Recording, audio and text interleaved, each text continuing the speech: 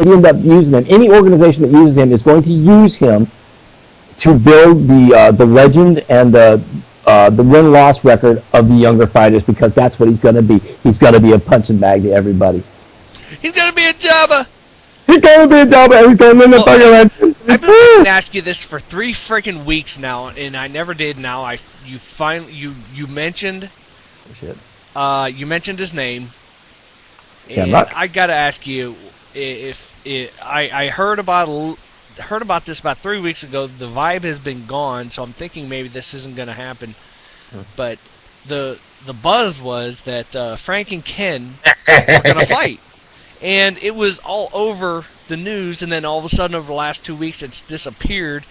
I don't know if they're just not doing any publicity buzz about it, or because they're training, or it just went to the wayside. But first of all, I really don't care who wins this fight.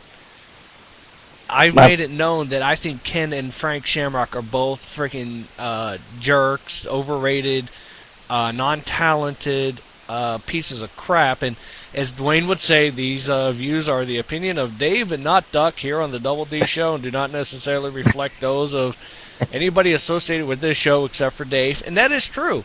I've never liked any Ken or Frank Shamrock fight I ever saw. I was never impressed.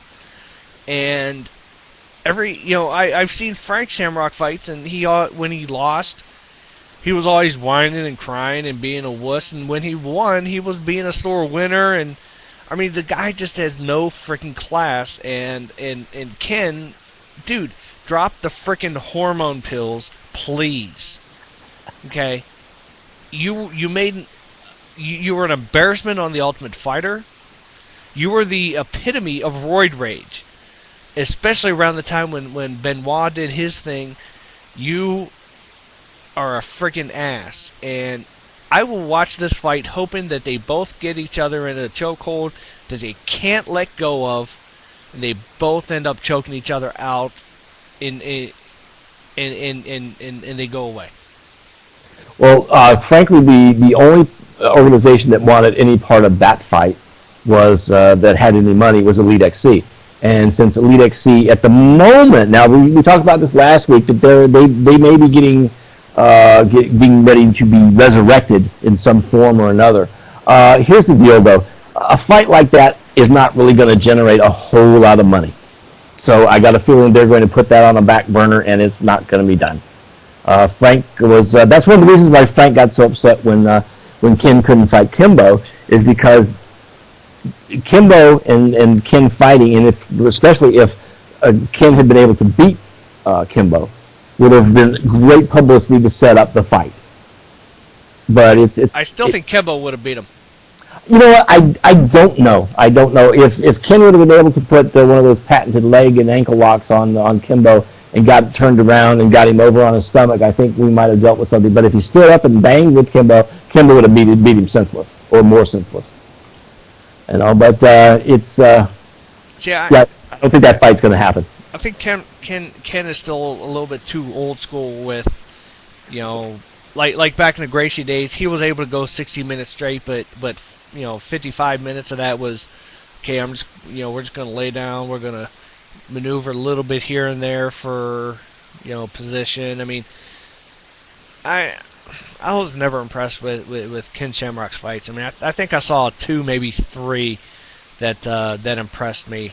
Well, if I suggest it to you, actually, I'll suggest this to the audience too. If you like Dave, we're not impressed with the UFC version of Ken Shamrock. Go to YouTube and look up Pancrase. It's Pancrase, Pancrase.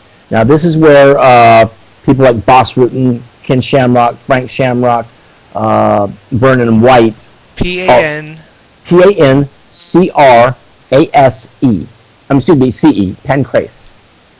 ACE. Well, CE. There's a bunch of... there's Ken Shamrock right there. I even misspelled it. Right, and so... Bass Rutten. Right. Bass Rutten was a good... Boss is a bad effer. Yeah, he was. And he still is a bad mother effer. Oh, that's a 5-minute video, though. Yeah, here's what it is. You get to actually see them. It's grappling, it's kickboxing and stuff. it's different than the UFC. It's open hands. It doesn't have closed hand, closed fist. Open hand slaps. And this is where these guys made their legend. And I miss Pancrase. Pancrase is still going on over in Japan. A lot of guys are still going over there earning a good living, quite frankly. And they're getting their start there and then coming over to mixed martial arts here. But you can fight a lot over in Japan. If you're gonna, you said to spell it RACE. I believe, is it SE? I did a search for both. The CE seems to have a lot of instructional films, and the SE seems to have a lot of live fights. Okay, well there you go. So there's your intelligence level of our.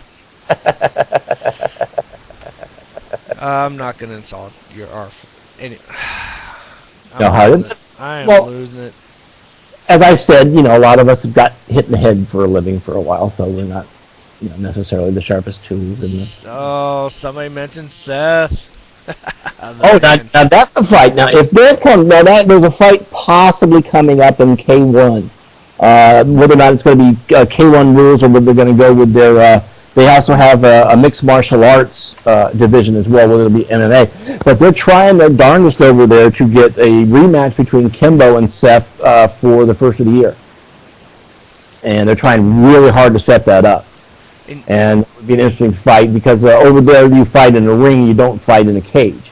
So it's a different animal. As we saw with Cro Cop. Cro Cop was great in the ring, but you put him in a cage, he had no idea how to use it. So it also relates backwards as well. A lot of times, you get used to using a cage, and all of a sudden you can't do that anymore because those rings don't, the ring ropes don't do the same thing. You can't crawl up the ring ropes. You have to put yourself in the corner, and when you put yourself in the corner, you just put yourself in a world of hurt.